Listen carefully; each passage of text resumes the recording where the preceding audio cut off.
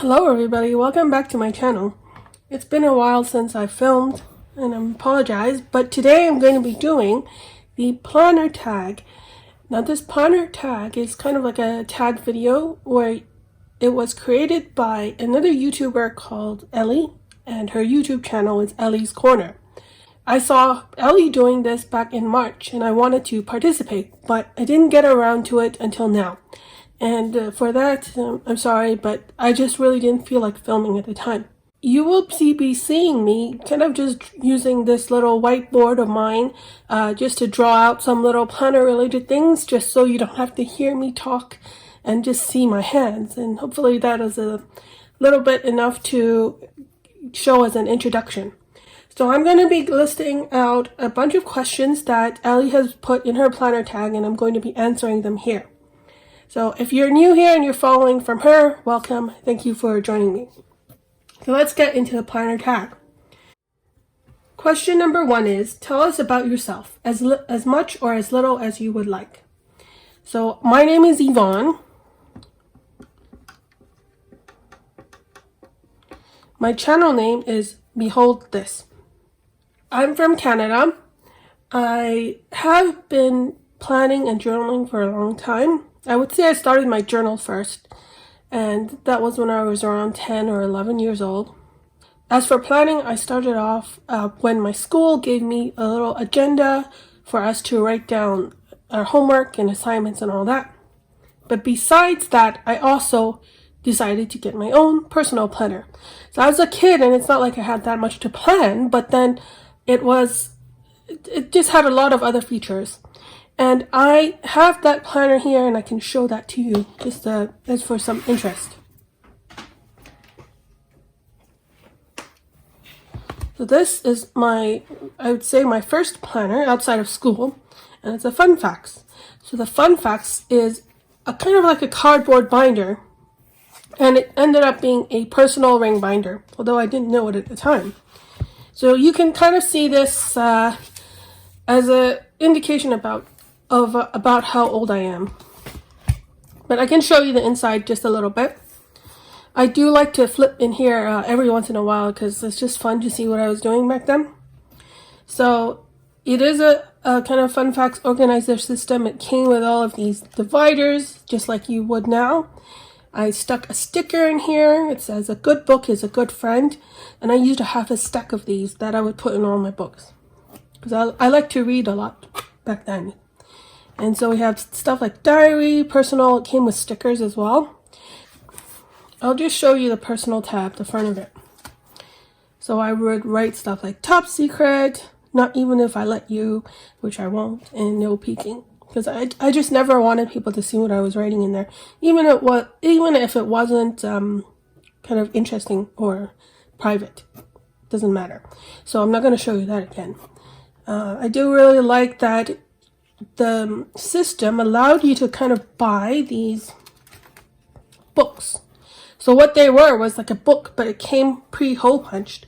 So you could take the book and stick it into the binder as a kind of reference. So my references were kind of cool. They had fun facts. So as a kid, it's nice to know little bits of trivia. Dogs, a guide to dogs. And I really like dogs. Even as a kid, but the thing is, I'm actually allergic to dogs, and I didn't really find that out until I was an adult. It did kind of make a lot of sense though, so it really sucks because I do love dogs, but I'm allergic to them. And then we had looking good, so a little bit about self-care and personal care, and wacky word bats, which is kind of like a word puzzle type thing. So I really enjoyed that. And eventually for planning, for school, I continued to get those school books. But later on, I was gifted this. And this is a personal ring binder. It is made out of leather. It's really nice, actually, and it's held up really well since I've used it. It is like a very squishy leather. And it says the name is Dickens Collection, but I cannot find anything about this binder. So I like this. I use this a lot. The thing about this one is, well, I took most of it out, but the stuff out. But the thing about this one is I did not know anything about inserts or hole punching stuff at the time, especially this size hole punch, because normally I was accustomed to 3-hole ring punch or 2-hole punch. And so when I finished up using the paper in here, I didn't know what to do, and I didn't buy any more inserts. So this lasted me, I guess, a couple of years, and then I stopped using it. And eventually I went into digital planning. Instead of a notebook, I went and used an app or a software, and same with my journal. So I stopped handwriting in my journal. I mean, I know that this is a planner tag, but sometimes I will refer to my journal in this video. So I stopped doing that. I would just type up all my journal entries online and my to-dos online. So that leads me into question number 2. How did you come across the online planner community? So this one, let me bring out my fun facts. I think if you want to see, okay, how about this? You can see this and just kind of try to figure out the word puzzles as I talk. So I came across the online planner community in about 2016 or 2017. And it was really through the bullet journal community. So I was on Reddit at the time, and Reddit is another social community website. And somebody had posted for a particular hobby. They had posted their bullet journal spreads relating to that hobby. And it was really well done, and everybody was kind of asking her, how did you do that? What is this? And she said, this is a bullet journal. And then she kind of gave us some reference to look up what is a bullet journal and how do you make one. So I was really intrigued. I wanted to do it for that particular hobby.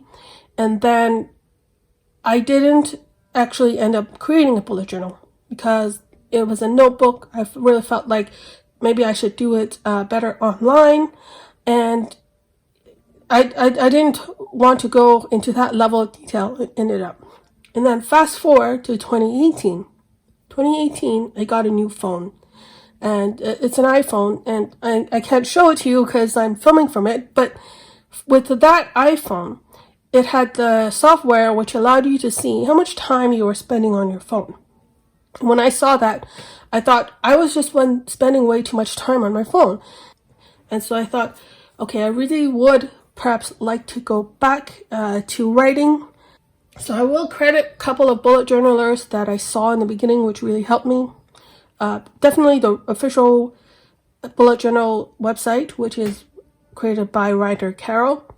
I remember I saw a lot of BOHO Berry, I think some Sunshine and Stationery, and one more, but I'll list it because I can't quite remember. And they were mostly blogs before I started watching YouTube. So we go to my first bullet journal. For my first bullet journal, I was worried about not being able to rearrange the pages. And coming from a digital planner and coming from being able to edit my notes and other things, I didn't want to be stuck to a big, thick bound notebook. So I ended up with this. And this is from Michael's, and it was on their clearance aisle. So I thought, well, if I could kind of separate out my bullet journal into separate parts. For example, this one has a dot grid, which I thought all bullet journals needed a dot grid, which is untrue, but that's what I thought at the time. And so I had this, and then these ones, this one is blank, I didn't even use it, but it had a grid spacing, and this one I did use, and it also had lined. So I thought that would kind of get around my kind of fear of having an entire thick, chunky notebook. I could just split it up into 3. And then also, I thought that because it came hole punched already, that I would be able to stick it into my personal ring binder if it turned out that I didn't like having a bound notebook, even if the notebook was thin like this. And so that's how I stumbled onto the world of Traveler's notebooks. These, what I would call inserts, are by the brand AC Crafts. When I got these, because they were on clearance, they didn't have any packaging on them. So I kind of had to search a little bit to find out what exactly these were. They called it a string journal. So once I figured out that the string journal was something like a traveler's notebook. That's kind of how I got into the traveler's notebook world. And it turns out that I didn't like the size. Now this size is the standard size, or the standard Midori size. If you know about that size, you'll know that the hole punches here aren't personal sized punch. They are A5 sized punch. I wouldn't have been able to put them in my personal ring binders anyway. These worked out because I did find out about travelers notebooks. I ended up not finishing this entire insert and moving into something else. So I ended up moving away from this, but I still kept to the bullet journal, just in a different format. So question number 3 is, what is your current everyday carry? So my current everyday carry is still a bullet journal. And right now it's in this Lorite folio cover. It is in the TARO leather, and this TARO leather has been discontinued, so that's unfortunate. But it's you have to get it kind of custom made anyway, so I just asked for this kind of closure here and a pocket in the front and a pocket in the back to slide in my notebook. And I really love this. It has shown a bit of wear, as you can see, but it's very light, very smooth, and I also change in and out of the covers very often. So this was in here for May to now, and before that it held my other journal. In terms of the inside of my everyday carry, it just has that one notebook. This is my bullet journal. It is from the notebook itself is made by Chuyu Culture. And Chuyu Culture has a 2020 1-day 1-page grid diary. And I've done a whole video about this notebook. But unfortunately, it might have all been sold out. So I really do still love this notebook. Probably the biggest con for this is that it is like very chunky. And I love the paper. It's Tomoe River paper. And it's the 62 GSM. Tomoe River paper, or 68 GSM Tomoe River paper.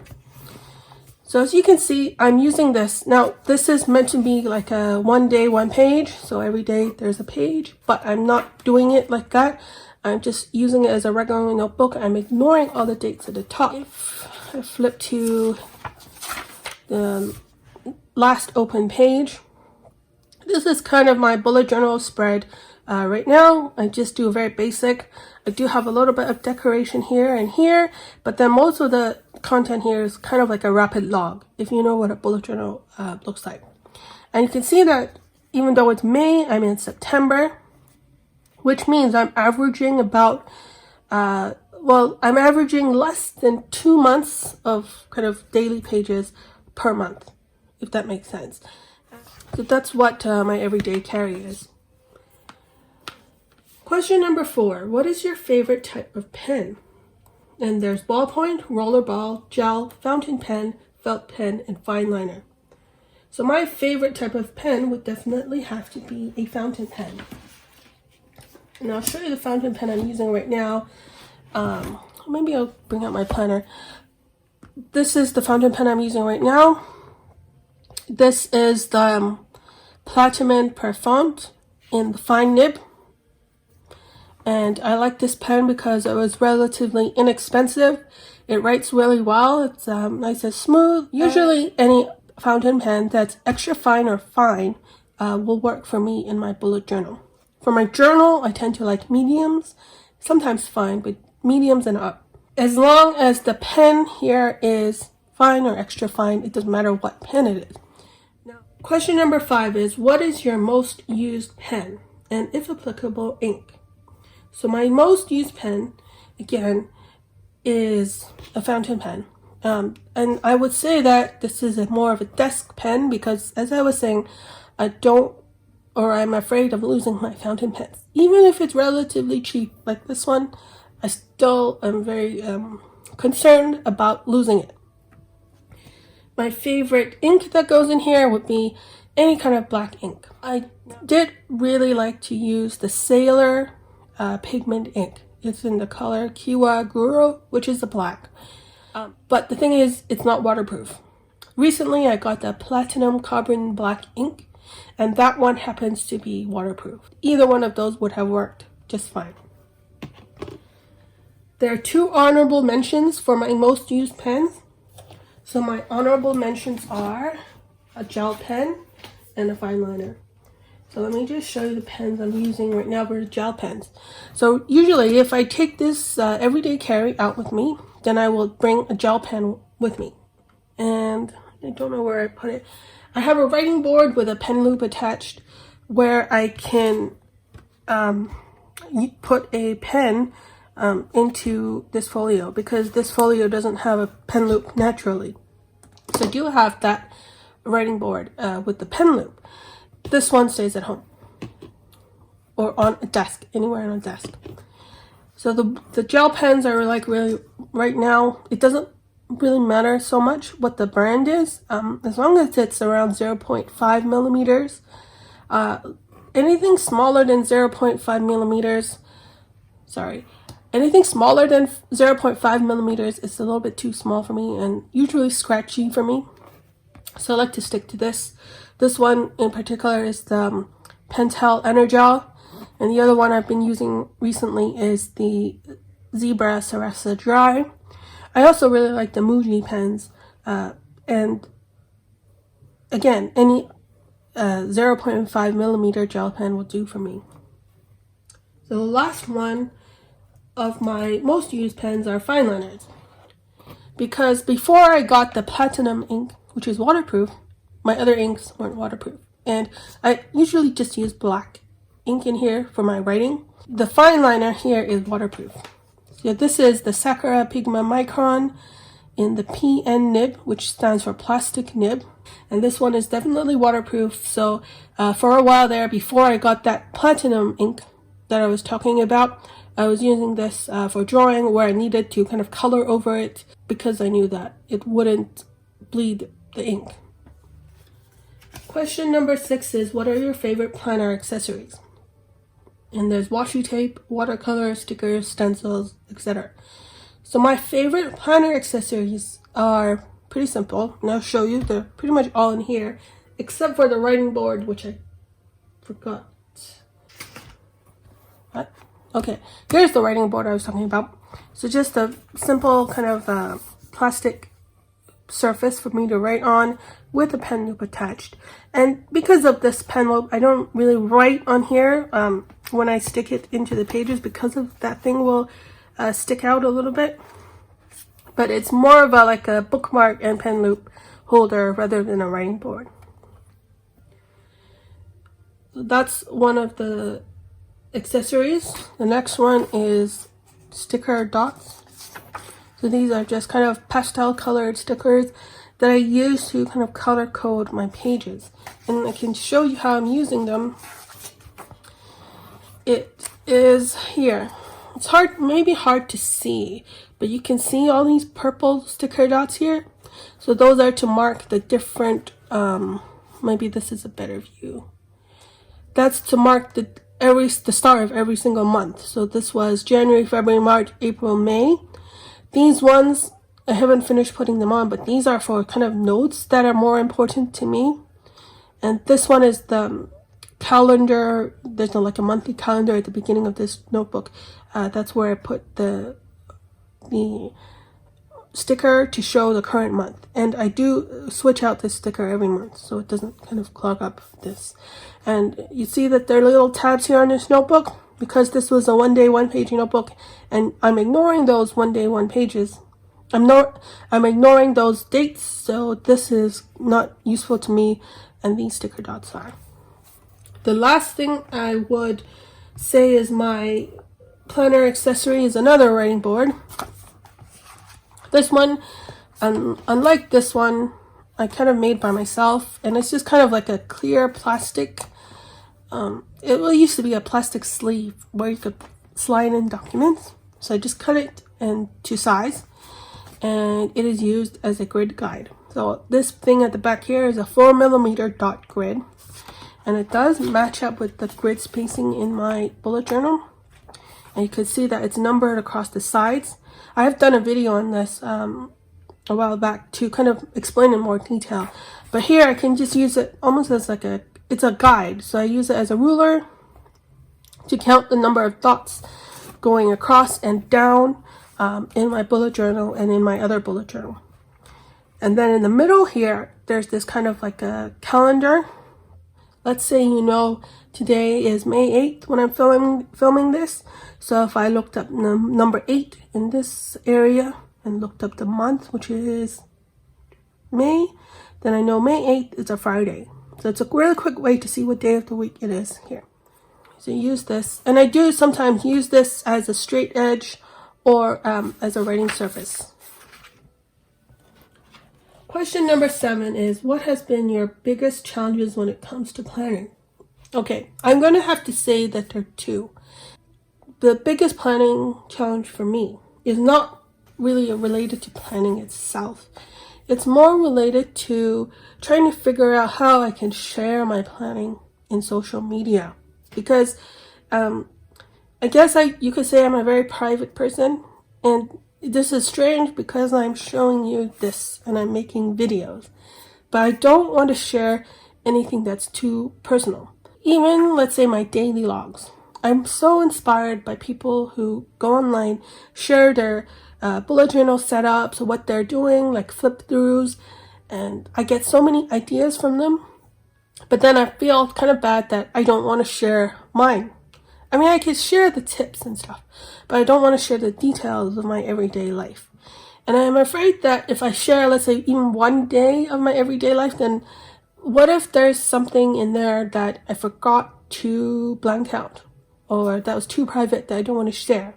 So I don't want to be put in that position, and so I'd rather not share anything at all that's too personal, rather than kind of just decide to share little bits here and there. So you will see in some of my kind of like collections bullet journal in previous videos, and that's about as much as I want to go into it personal wise. Another thing is, if I do share my daily log, because in my daily log, which is like a rapid log, I do journal a little bit in point form, and then I kind of have another journal as well. Even those things, I don't want to censor myself. Because if I know that if I'm going to be sharing this online through a flip through later or something, I'm going to start censoring myself, and then I won't write things down, which I need to write things down. So that's my biggest challenge, trying to decide what to share, what not to share. So let me know if you kind of come across this issue and how you deal with it, and maybe I can try and think about what else I can do. That's the first biggest challenge. Second biggest challenge is something to do with, it's a term called sunk cost fallacy. And I'm not an expert, so I'm just going to try and explain the sunk cost fallacy concept in my own words as it applies to planning. So for me, that means I need to, when I get something, I want to be able to use as much of it as possible, because I want to get the most use out of it. I want to know that when I spent my money, I spent it and it was like money well spent. It was kind of worth it. And so that means sometimes I will start using things that I don't necessarily think is perfect for me or that I love, but I still use it anyway because I already spent the money on it and I want to use it up.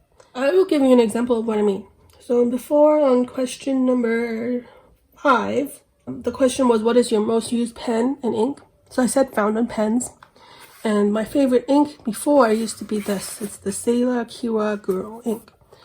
So when I bought this, I thought it was going to be waterproof, and it turned out not to be waterproof. It's, water resistant, but if you kind of put any paint over it or color over it or highlighter, it will smear, especially on this Tomoe River paper.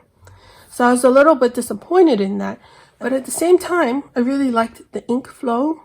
I even liked the scent, even though it's very strong. And I just liked how it wrote. So I kept on using it.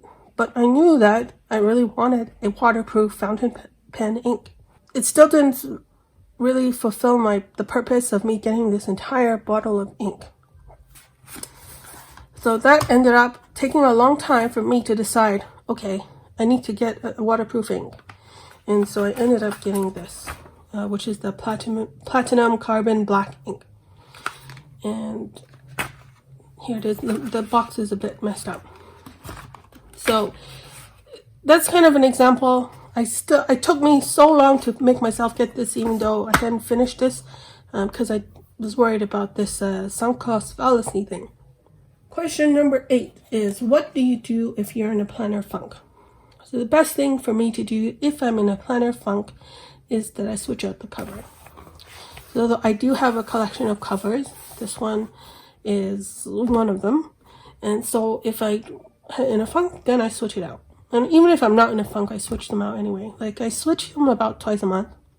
Sometimes I'll leave it in for a month, sometimes not. Another thing I can do if I'm in a planner funk and I don't want to write in here is that I go back to my digital planning. And you can use any kind of to-do app. As long as I have a calendar, like a digital calendar, Google Calendar, iCloud calendar, as long as I have one of those where I have major deadlines, and I have another to-do list app with a due date. And the thing about the digital apps is that they have notifications, so they can pop up and remind you and kind of just push it in your face that you have something due, or a deadline is due, or something you have to do at that time. That sometimes helps me. If I don't want to look at this, then I won't look at it, the paper, I mean. I will just do it digitally. Make sure that those deadlines are somewhere which can nag me. Those notifications can nag me so that I can not miss anything. Question number 9 is, what do your loved ones think of your planner hobby? So I would say that my loved ones think maybe I have too many covers, and that by extension means I spend too much money. But for the most part, they're okay with it, because this is just me writing, planning.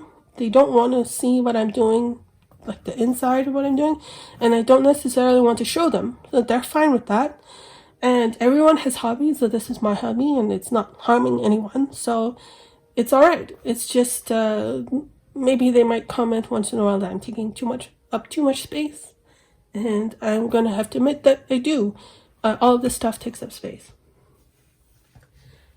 Question number 10. If you have taken any personality tests, what are your results? For the Myers-Briggs test, I took it before, or just really closely before I filmed this video. So I don't even remember what it is, but I did write it down. Okay, so my Myers-Briggs is, I can show you this because there's nothing much to it, ISFJ-T. So you can take of that what that means to you, if it makes more sense to you than me. For Hogwarts House, I took back when Pottermore was available, I took the test twice, and I ended up with Hufflepuff both times. And I took the second time because I really wanted to be a Ravenclaw or a Gryffindor. But now I've got Hufflepuff twice. I've accepted that I'm a Hufflepuff. For the Ilvermorny House, or whatever that American Hogwarts house, or American Harry Potter universe house is, I'm in the Pugwidgey house. Lastly, it's not really a personality test, but I am a Libra, and I think that, not that I follow astrology in any way, but whenever I read the qualities of a Libra, then I think that does apply to me. Question number 11. At the time that these questions were written, many of us were practicing social distancing. In light of that, what shows or movies would you recommend?